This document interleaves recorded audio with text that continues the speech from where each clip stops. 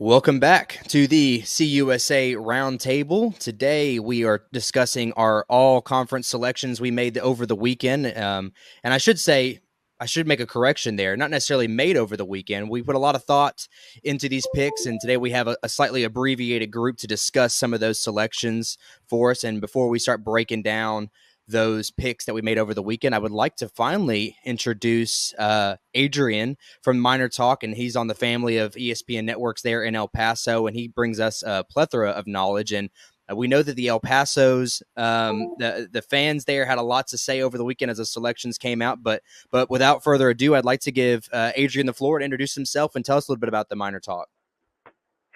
What's up, guys? Thank you guys so much for having me. Thank you for including me a part of this. Zay filled in. He played a little pinch hit for us earlier. Zay's co-host of Miner Talk. It's basically an insane call-in show after every UTEP game, men's basketball, football, and people just call in with their thoughts about UTEP, and they just want to talk with us. So sometimes we're kind of like a venting session. Sometimes we're kind of like therapy, and other times we're just a lot of fun. So Miner Talk has been great. This is year 4 of doing Miner Talk along with Sal Montes and Zay Galindo. We've added Alberto Reta into the mix as well.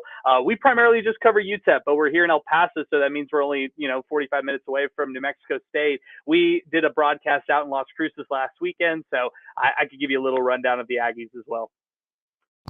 And Adrian, you can kind of give us a little insight too, as far as the fan base there in El Paso as we move into football season. There's a lot of excitement. You had some changes. Scotty Walden's there, and he's quite the character. Something different for you guys there. What's kind of the atmosphere like in El Paso this time of year? Yeah, guys, I'll tell you this. Fans will show up. You talk about fans that are just loyal. It's UTEP fans right there. Albeit sometimes it's in a form of 25,000 going to a Sun Bowl. Sometimes it's in the form of 45,000 and a sellout at the Sun Bowl. So it's varied as far as how many people actually go out there. But the attention's there. You see it all over social media. People care. You see us post our All Conference USA preseason list.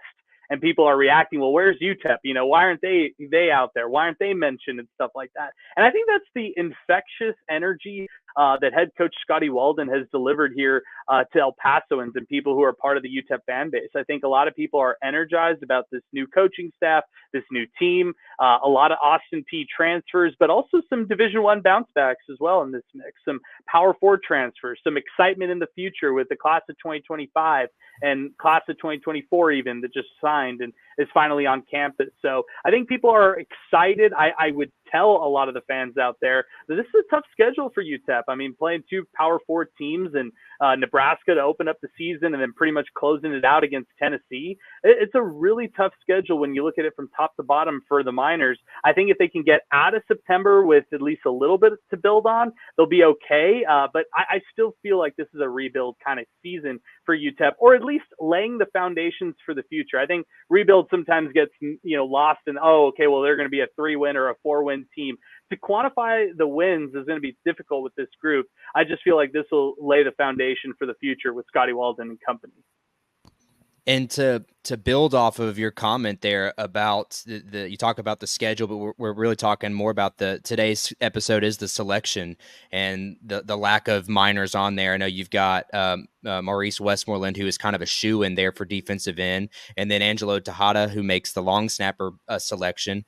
That was it for the Miners. And obviously, as you mentioned, a lot of the fans were upset about that selection, but I know you're here to kind of set the record straight and take some of the heat off of us that were on the committee, because you're a part of that as well. It wasn't just, believe it or not, it wasn't just the Fan the Flames podcast that made the selection. But I want to hear again from someone from El Paso who can kind of speak to the level of talent there. I'm not going to take away anything from those guys and what Scotty Walden has built with the pieces that he's got. I think he has a very talented team, but a lot of those guys are coming from the FCS ranks. Where do you see them falling in? And is there potential for any of these guys to make some noise when the season comes to a close in November? Oh, yeah. Well, no doubt. All these guys can shine. That's the excitement, right, about having a new team is there's a lot of newness. And with the newness, you're going to have guys probably closing out the season on one of these all-conference lists, even if it's an honorable mention. So, yeah, the upside's there, no doubt about it, Jake. I'd also say, what position do you want, right? You start to look at the offense and you say, all right, who are the standouts from UTEP? Who should have been on this list? Who was snubbed? Okay, so you're going to go at the running back spot and you're going to think of Javon Jackson. Well, I'm personally not taking Javon Jackson over Quentin Cooley and Elijah Young, at least at this point right now, here at August 12th. Maybe we're talking December and Javon Jackson puts up 1,000-yard season and just lights it up for the Miners. I'm eating my words. And, he's the type of running back who could do that for you for sure. But UTEP's got a bunch of different backs out there. I can make an argument why Cam Thomas could end up, putting together a lot of rushing yards for the Miners, or, Azell Jolly and what we've seen from him over the, training camp portion of the fall camp series. I'd also say this. All right, you want to argue Otis Pitts III. That's probably my second argument. Okay, should he be on that offensive line and represent UTEP as one of the elite offensive guards, across Conference USA? And yeah, maybe you make that argument right there. But I like the compliment. I like the group that was selected here. I think that's the part that people miss, right? This is the all Roundtable offense. These are the best of the best. I mean, the Liberty squad, that's a power four squad when you look at it talent wise, at least on paper. They've got Salter, who's one of, if not the best quarterbacks that you're going to find in Group of Five football across all of college football right now. And then Quentin Cooley, to just add a complement of running back right him. I just mentioned him earlier. That's why a guy like Jackson couldn't crack the All Conference USA Roundtable offense. The defensive side of the ball, yeah, you could make an argument. AJ Odoms at the cornerback spot. You can make arguments for some of the other guys there, but I love the selection of Maurice Westmoreland. He's well-deserved as something like that. He's a great edge rusher. He's somebody who I think the Miners are going to rely on heavily this year to rush the quarterback, and I think that was an excellent selection. And to name anybody else, just here at this point right now, I think it's a little early. I think some of these guys will earn it by the end of the season, and then we'll have a revisit of this conversation. And I can tell you, hey, this guy was snubbed from the all-conference list at the end of the year because they were able to prove it all season long. Absolutely, and a lot of those guys will have to earn it, and like you said, the schedule doesn't make it easy for those guys. But I'm excited to see what Coach Walden is capable of doing there in El Paso. And but to move on, joining us also Ben from March to the Pod, Sam Houston State. He is with us again for a fourth straight episode, like myself. So he's now a long tenured show contributor. But Ben, let's hear from you. Much like everyone that's here, that's present today on our abbreviated show, is you didn't have many guys on there. Noah Smith was again kind of a shoe-in. We had discussed him in our last episode about the kind of star potential that he has in the conference. If he can stay healthy, he's going to be an exceptional piece to what the Bearcats have. But amongst other names on there, as well as like Sessoms as our special teams player of the year. But Ben, I'll hand it over to you to kind of talk about some of those picks. Yeah, nothing too surprising when it comes to the Sam Houston side. Noah Smith, Kavian Gaither, and Colby Sessoms were the three selections for Sam Houston across the three different groups. And so on the offensive side, I think everyone knew Noah Smith was going to be there. No surprise, the only all-conference returner at the receiver position from last season. And then the running back position, I think there's three guys that could end up being on the list, but I think it's going to be such a timeshare that it's going to be hard for one of them to maybe be an all-conference guy, between Zach Herbachik, John Gentry, and the Memphis transfer, Jay Ducker. And so I think all three of them have the talent to do it, but I don't think any of them are going to get the workload to be able to put up the numbers to be on this kind of list. And the same thing at wide receiver, even with Noah Smith. Sam Houston's very deep at receiver, maybe the best receiving group in the conference, maybe second best behind Western Kentucky. And so even with Noah Smith, I was talking with the staff this last week. They don't know if he's going to put up the same numbers he did last year, just because last year there were so many guys that were hurt. And then you've also added guys through the portal and then guys that redshirted last year that are going to be playing more. So I think the volume is a big thing on the offensive side for a lot of the guys. So they might not be able to make a list like this because a lot of it's going to be spread out. I think on the defensive side, the one name that I think could have gotten in there along with Kavian Gaither is Isaiah Nixon. Really, really good edge rusher for us. Really came on late in the year. I know some people had him on their list, and I think he was an option to choose there on our list. And so he takes over for Markel Perry. Markel Perry had been here 6 years, and Isaiah Nixon had actually kind of taken the job from him late in the season last year. So now that he's got a full year to do his thing, could be a name to watch there on the defensive side. And then On the special teams, I think Colby Sessoms was probably the best kicker in Conference USA last year, hence why he's our special teams player of the year. Kind of flew under the radar out of high school, was a 5-star Coles kicker, was actually at Lamar, the FCS school out in Beaumont, didn't kick his freshman year, and then was just unbelievable for us last year. So you return your kicker, you also return your punter, and Jaden Cardell. I didn't expect Cardell to make this list, but he's very solid there as well. So nothing too surprising on our end. I think the volume kind of takes away from who our selections could be. The only guy that I think might have had a case to make the list is Isaiah Nixon at kind of the edge defensive lineman, linebacker spot. So was pretty pleased with where Sam Houston was with the list. And I think you'd agree there, Ben, that a lot of the lack of voting as far as the Bearcats go just come from a familiarity standpoint. You're going to have a few of those returning pieces like Noah Smith and Sessoms, but the reality is when you have a bad year, you're not going to get voted on these popularity contests, which, again, to fall back on a previous statement, is why Liberty and Western Kentucky are so heavily favored when it comes to voting like this. But it seems like Sam Houston State may be on an uptick this year, and you may get that recognition come November, December. Yeah, I mean, that's kind of the hope. Year one in the FBS. Obviously, a lot of games didn't go your way on the final play. You could have very easily been an 8-4 team instead of a 3-9 team. So you're hoping some of the luck goes that way. I think some of the injury luck you're hoping goes your way also. Like I know we were talking beforehand, we were playing a linebacker at running back for 2 games in the middle of conference play because we just didn't have anyone to play there. So name recognition is definitely part of it. Guys like there's a lot of guys from our national championship team too that just kind of didn't play last year, were hurt. A guy like Ife Adei, who caught the game-winning touchdown in the national championship, was maybe our best receiver that year. He went out for the season in game 3, so he's another guy to watch. He won the state 6A championship in the 100-meter dash in high school, one of the fastest guys in college football. So getting him back is going to be big. So I think name recognition, and then just having a lot of guys out there. You don't really know what the timeshare is going to look like. So I think that's definitely part of why you didn't see a lot of us on that list. And I think I'm okay with that. It's all about acceptance. Well, and now I say it's my turn now to talk about the Blue Raiders, and I am far from acceptance. I'm just as outraged as most Miner fans are about our selections. No, not true. But the only selection for the Blue Raiders was at the linebacker position. We had Parker Hughes, a guy who I think stood out to a lot of people last year. Very high volume tackle at the linebacker position, a junior this year. So we're very excited to have him back.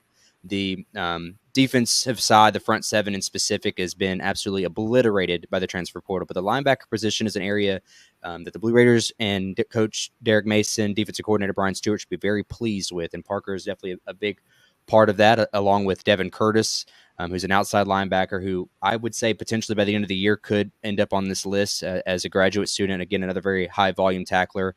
We got Drew Francis at the linebacker position. And then our secondary is full of P5, or I should say correctly, P4 guys now. But we're filled with a lot of transfers in the secondary that I don't know necessarily where they're going to fit in, because it's such a deep room, according to Coach Derek Mason, that we had at fall camp last week, that every day seems to be a battle. You could look at that as a good thing, or you could look at that as a bad thing. I'm not necessarily sure where most Raider fans fall on it, but from what I was able to see, it looks like there's a lot of talent there, and I'm sure that whoever we decide to stick into the secondary, I think will make a name for themselves, because MTSU does have a history of producing very good secondary players like Kevin Byard, Travarius Ward, Super Bowl winners. So that's kind of that's an area that I would definitely keep eyes on for MTSU. And then on the offensive side, from the tight end position, Holden Willis just narrowly missed out on the tight end position to Sean Brown from Jacksonville State, which is understandable. If you're looking at a guy that has high draft value, Sean Brown is definitely up there when it comes to Conference USA. I wouldn't be surprised if he's one of the first names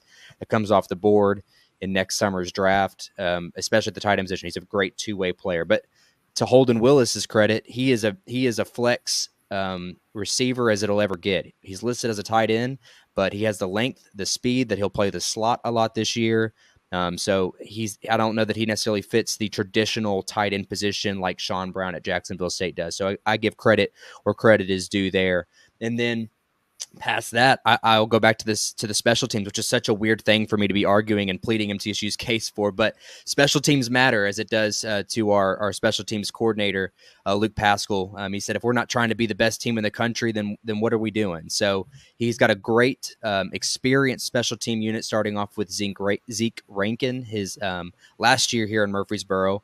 An exceptional kicker, obviously flawless at the PATs. He struggles a little bit with the distance kicking, which is why I wouldn't necessarily put him at the top of the league when it comes to kicking, but he's definitely a guy that would be flawless from the PAT perspective. And to be honest, if we don't use him at all this year, that means we're putting the ball in the end zone, and I'm okay with that.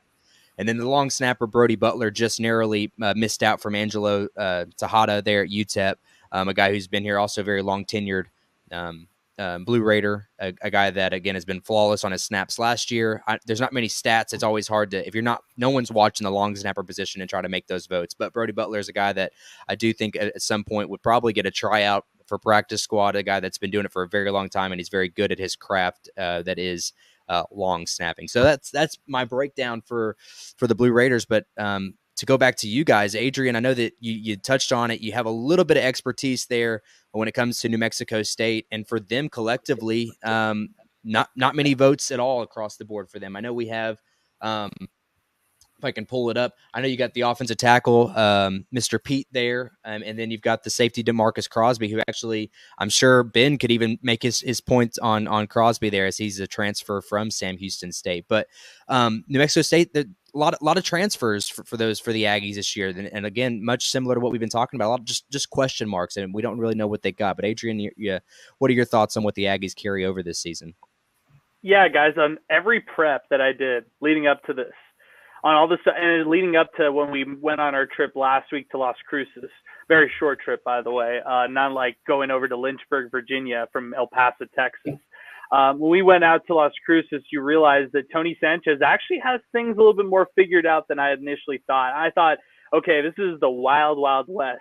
Jerry Kill came and just took all the guys away from New Mexico State. He did take a good chunk of guys away and some difference makers, going with him over to Vanderbilt, not to mention all the coaches and the turnover there. But it seems like things are at least a little further along than I had initially thought in Las Cruces. They have that quarterback battle that they find is very contentious right now. They like Deuce Hogan a lot, who's coming in from Kentucky, and he's one of the guys that they really, really are excited about. But they've got 3 or 4 guys who could really battle for that position and maybe take it once it's all said and done. I think they'll run with multiple quarterbacks, guys. Like if we're talking about, all right, which teams in CUSA are going to throw more than one quarterback out for this 12-game season, throw the Aggies in there, not in pencil and pen for that discussion right there. I think they'll just kind of flip-flop between quarterbacks. And it kind of reminds me 2 years ago when they had Diego Pavia first, before they actually knew who Diego Pavia was. He was battling it out against guys like Gavin Frakes at New Mexico State. So it was a little bit of trial and error for Pavia to really find who he was as a quarterback. Now you got a really talented backfield, guys. That running back room in New Mexico State is stacked. I'm very impressed with who they bring back from last year, but who they're bringing into the mix as well. Tony Sanchez has some P4 transfers that he's really high on and he's really excited about. You talked about Pete on the offensive line. He's definitely a mainstay, but they've got, I think it's like 4 out of their 5 offensive linemen returning from last year, which is a real steady thing, and that tells you a lot of things about this team. So if they're able to stay healthy, if they're able to get quality production off the depth that they acquired through the transfer portal or through maybe guys just stepping up who didn't get a chance to really play last year, I think this team will be a little better than I initially thought. Guys, I'll be honest, before I went out there, I was thinking, oh man, New Mexico State, they're probably going to be near the bottom of Conference USA. Now after having, discussions with the coaching staff and with some people around that organization, I think they're a little bit further along than I thought. So I wouldn't be surprised to see them finish 5th, 4th, maybe when it's all.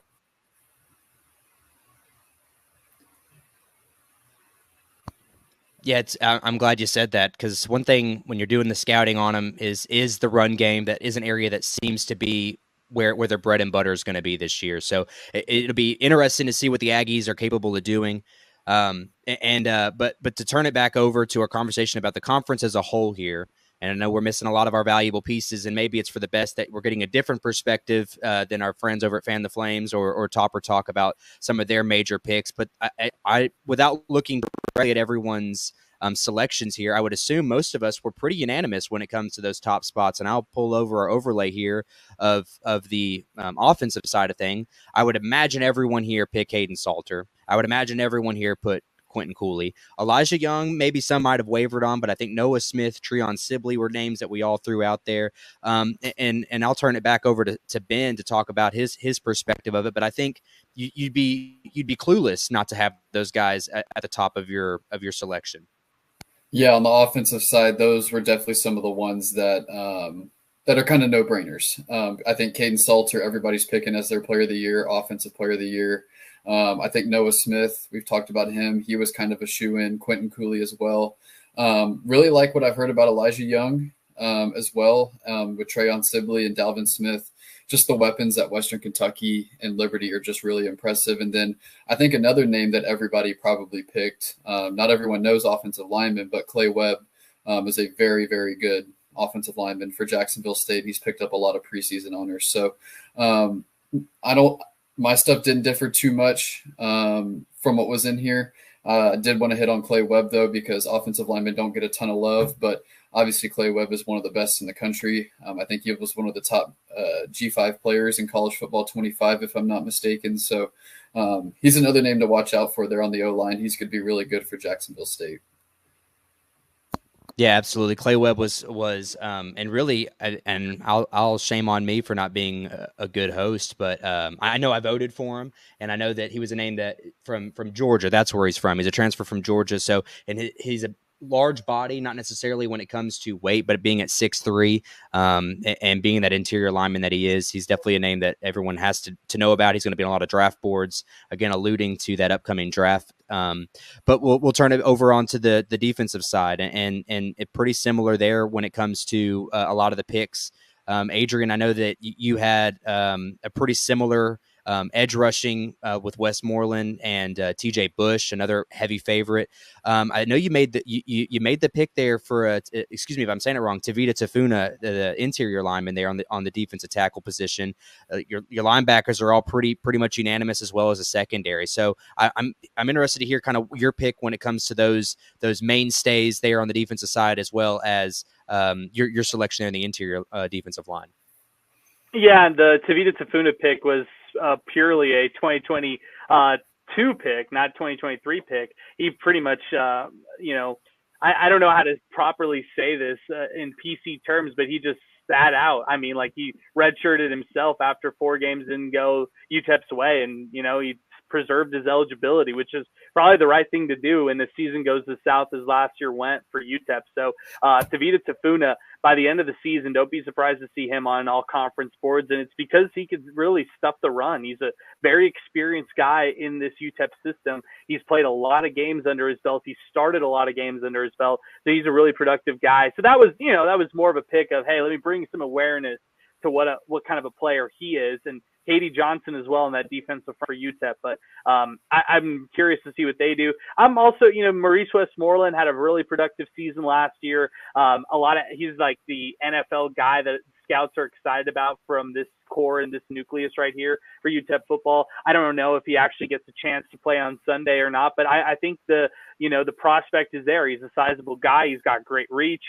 He's got he's a really physical guy. He could play in a 4-3 technique. He could play in a 3-3-5 technique. He could play in a 3-4 technique. So whether you throw him out as a Micah Parsons, outside linebacker, if you throw him in as a true edge rusher like Nick Bosa, I think he could do pretty well, in both regards. And I feel like, for Maurice Westmoreland, it's about continuing to be consistent. UTEP's had some really strong pass rushers over the past couple of years, led by guys like Praise Amehule.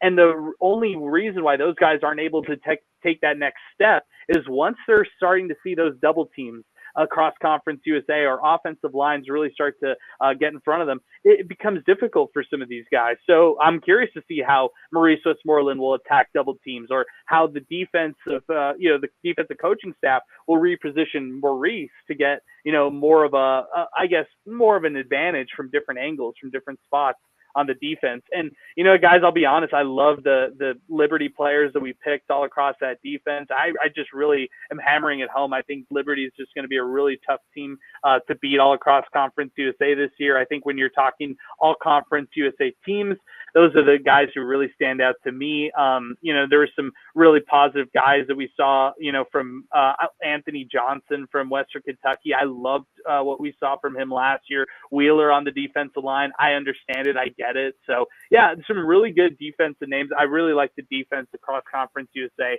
I think a little bit more than I like the offense, to be honest. Yeah, I would agree. I think. Go ahead, Ben. Sorry, I was going to add one more thing is the defensive player of the year. I don't know what the voting looked like, but I'm sure it was, I don't know. There might have been a couple names out there. Obviously, CJ Bizzell from Liberty won it, but I would say keep an eye on Kavian Gaither from Sam Houston. He's a guy that has won a conference defensive player of the year in the past. He was the WAC defensive player of the year in 2022, and he's taken over Trevor Williams' role. Trevor Williams led the nation in solo tackles last year, so he's stepping into that role, kind of being the guy, the captain now. So I voted for CJ as defensive player of the year, but it wouldn't surprise me just from a numbers perspective what Kavian can do, just because we've seen him win that award in the past. And then the guy who he's filling in for led the nation in solo tackles. So just from a numbers perspective, he might garner some attention there at the end of the year. Yeah, no, that's a great point. Kavian, I think, is the leading solo tackle leader in Conference USA returning this year. And as you said, he's already having to fill in a position, and he already had nearly, I think it was over 70 solo tackles this last year. So he's a guy that, definitely have your name on. But talk about the defense in collectively for Conference USA. You could make the argument for CJ, which I looked back at the voting. It was majority over at half of us had voted for CJ to win Defensive Player of the Year, and I'll go ahead and pull that overlay up as well right now. But the other names atop of Gaither that we're talking about is Brylan Lee. He was an All-American last year. I think it was the third-team All-American safety out of Liberty. A guy that just has, he just got a knack for finding the football. A lot of interceptions. He also is quite the special teams player. I'm surprised that Liberty decides to use him on special teams. I think I would be protecting him at all costs and using him where he's effective, but I don't get paid to make those decisions. But TJ Bush, Jay Hardy, those are guys that, again, are mainstays. And to build off of the conversation about Western, about Jose Wheeler and Anthony Johnson, who was great last year, Upton Stout is another secondary cornerback there from the Hilltoppers who, again, just has a knack for PBUs. Interceptions. He's also not afraid to put his hat in there and make some tackles on the pass rush. So, guys, I feel like we did a great job as far as covering our own teams as well as the mainstays in Liberty and Western Kentucky. But before we kind of close things out here, we're moving. We're less than 2 weeks away from the opening kickoff of the 2024 season. So I just want to take a second here. I know we'll do another episode in 2 weeks where we're actually going to preview and break down a little bit more in depth our first 2 weeks of games. But guys, I just kind of want to hear some insight. Ben, we'll go to you first. With fall camp halfway over, we talked a little bit about before we came on air the quarterback situation. You might have some clarity, but I don't think you do. But in other areas, how is fall camp going for the Bearcats, and how are you feeling about that kickoff in 2 weeks? Yeah, I think the team's feeling really good. I'm actually going to be out there this coming weekend putting a lot of content together. I've been talking to the staff throughout camp, but I'll get to be there for a little bit this weekend to see it with my own eyes. But it's been really good, obviously, with the quarterback position. This is the third year in a row where you kind of go into the first game wondering who the starter is going to be. The past 2 years, you kind of knew who it was. They just didn't name a guy. This year, I think it's truly a 50-50 split between Hunter Watson, the Iowa Western transfer who won the national title there at the JUCO level, and then Central Michigan starter from last year, Jace Bowers. So sounds like it's a true 50-50 race. They're also hearing some good things. On the defensive side, we actually kind of had a last-minute waiver wire pickup on 2 spots on the defensive side, might have added 2 starters within the past 10 days. Or 1 starter at least. There at safety, and Isaiah Cash has over 250 career tackles, 3-year starter at Houston Christian, the FCS school. Houston Christian had their first winning season last year. He was maybe their best defensive player. Was supposed to go to Colorado, didn't end up, so he got here literally the day camp started. So that's a thing to watch there at safety. That was kind of the one position on defense you were a little unsure of. And then you also added Texas transfer Samaje Burrell. who's going to provide some more depth there at linebackers. So quarterback is one to watch. And then another thing people are talking about is the two people that you added right at the beginning of camp. And at least one of them in Isaiah Cash is going to play a really big role in this defense this coming year. Excellent stuff as always from Ben at March to the Pod at Sam Houston State. Adrian, I'll turn it over to you now. UTEP in specific, you got your season kicks off with a tough Nebraska road contest, but then you get things turn around. Southern Utah, you get them at home. So fall camp's halfway through for you guys as well. What are you seeing out of, I know you've been out at practice. I've seen a lot of your stuff there over on Twitter. I would always encourage people to go follow you after this episode, but tons of good stuff. What are you seeing at fall camp there in El Paso? Yeah, there's a lot, guys. I mean, you guys are boots on the ground too. You guys get it. You guys are part of these programs. You guys speak with a lot of these guys. It's every day things are changing. Every day there's excitement. Every day everybody's just trying to get to the actual season, play somebody else. You know, that's what the conversation is like. But I mean, guys, I don't want to hijack anything or anything, but I just want to ask you. I'll try to answer a question with a question. Like, what do you all feel like is the identity of CUSA? We've had a bunch of these roundtable podcasts right now, and me as this, you know, UTEP guy who covers this team, and I've been a part of this program and been a beat writer for this group for almost 10 years now. And I've seen a lot of iterations of CUSA, just like you, Jake. You've seen a lot of iterations of this league as well. And Ben, you're new to this, but you kind of understand it as well. And I would just say to you guys, if Liberty runs the table, if we're talking about the Flames putting another big season, is this Liberty's conference and we are just guests in this? Because if they go 12-0 and if they make a good case for the CFP, which I'm kind of looking at this thinking, man, this schedule lends itself to maybe doing something like that. If you're a Flames fan out there, what does this mean for the rest of CUSA for football goes? I mean, basketball, we could talk about whole other things. We could talk about excitement with there. Sam Houston just going out and winning the regular season, you know, Middle Tennessee loading up in the off season in basketball in a big way. But is football getting away from everybody else? If Liberty is able to run the table this year, guys, I'm just going to float that out there in case we're talking about this at the end of the year. Yeah, it's a really interesting question. And I initially came in a couple of weeks ago thinking, like you were saying, Liberty's going to run the table, go 12-0. But it sounds like Ben, who does some coverage of Liberty, is a little more pessimistic on Liberty than some of us on the outside are. So interested to see if they don't go 12-0, because I think they have the team to do it. But I think it is really interesting to kind of see what the parity of the league looks like, especially a G5 league that really gets hit hard by the portal on a year-to-year basis. And so I think Liberty is probably going to be the team year-to-year that's going to be picked to win the conference. But what does the parity look like on a year-to-year basis? Are there going to be teams that can establish themselves as the 2 and 3, or is 2 through 10 or 2 through 12 just going to fluctuate every year? So really interested to kind of see what it looks like if teams can start to establish themselves as the 2 or 3, because we know what the 1 is. Yeah, and I think there's just going to be a lot of parity, especially with the G5 league that kind of gets gutted from the portal on a year-to-year basis, which is to be expected. So that's definitely something I'm intrigued to see this year and then the years going forward. In complete transparency, I think when it comes to the rest of Conference USA in regards to football, it's a matter of waiting out the Chadwell era. I think he does an exceptional job recruiting and does an exceptional job of retaining the athletes he has. Like, let's be honest, who would have thought that after the season that they had last year, that one, Chadwell would still be in Lynchburg, and that Caden Salter would still be their quarterback, that Quentin Cooley would still be their running back, and all the, you know, we could do this the whole time. But I think when it comes to Conference USA, it's survive and advance until Chadwell gets the job he wants, right? But and to echo what Ben said about the other Ben from Fan the Flames podcast about how pessimistic he was, there's definitely some games that they could lose, like the road contest at App State.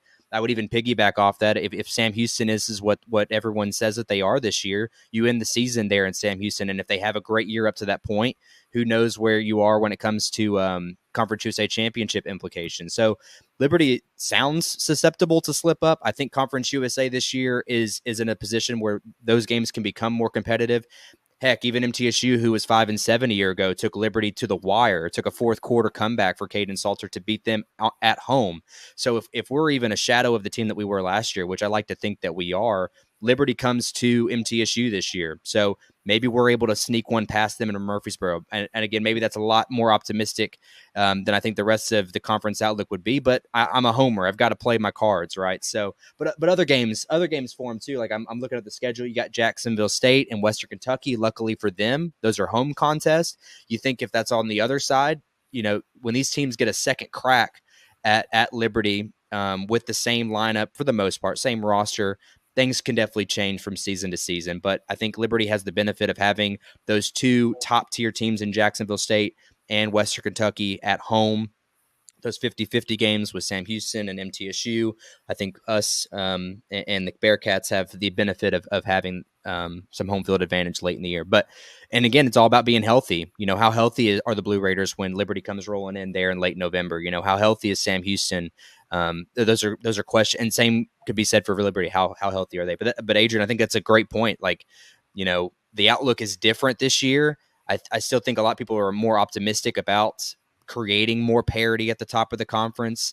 But there's a lot to be said about it. But basketball, like just to piggyback on that and kind of preview what we got coming up down there, like basketball looks great this year. I'm super stoked about where basketball, and we saw Mid-Major Madness set up a poll today, which got the juices flowing for basketball a little bit. I know Ben's excited to see Sam Houston at the top, but I was excited to see us at second place after being a bottom dweller last year. But that's it. Conference USA should be excited about what's coming this fall and winter. Yeah, Liberty's definitely susceptible. Like you said, Middle Tennessee had them kind of on the ropes. We had 4 plays at the goal line to win it. Lost 21-16 at Liberty. So they've been susceptible. That was one of the heartbreakers that we went through. Just couldn't put it in at the 2-yard line. They've been susceptible. And then, like you said, basketball is going to be really fun. Sam Houston returns pretty much its whole starting 5. Middle Tennessee gutted by injuries last year, but returns a lot. Started to figure it out at the end. And then UTEP obviously went on a run, returns a lot, brought in that really good transfer from Tarleton. So they're going to have some good pieces. And basketball, there's going to be a lot of parity, a lot of fun, going to be a really good conference. Absolutely. Well, guys, it's been a pleasure to have us on. It's just been a small little group. I know a lot of us that are listening to the CUSA Roundtable regulars know that we normally have our full group, but unfortunately just scheduling conflicts, as well as we had to do what it took to get Adrian on. So I know Adrian's headed on to the radio here pretty soon as we're doing our pre-recorded live. But Adrian, it's been a pleasure to have you on and again, kind of set the record straight for the Miner fans. Yeah, don't worry. The Miner fans, they can be excited about the coming seasons with Scotty Walden, their new head coach. This year, just be excited and just be along for the ride. Don't just throw the records out the books. It's a talented conference in CUSA right now on paper. Just because the preseason accolades aren't there doesn't mean that the end of season accolades won't come. So that's really the message to the fans right now. But guys, I can't thank you enough. You both do great work. I look forward to talking to you and dragging you both on our radio show during the season. Once UTEP takes on, the likes of Middle Tennessee or the likes of Sam Houston State. So really good stuff, guys. I really appreciate both of you. Yeah, thanks for coming. Good stuff. Absolutely. And you heard Adrian, as this live stream is going at 7 p.m. Eastern, it'll be 5 p.m. there Mountain Time. He'll be live streaming. So if you have any issues with what he said, call into the show. You complain to him, give him like he said, it's a therapy session. So if you Miner fans, if you're not happy, he's your guy. He'll talk you off the ledge. It'll all be okay. But pleasure once again. And for those tuning in, we will see you again in 2 weeks, and it'll be kickoff time for college football, and we will catch you then. Appreciate it.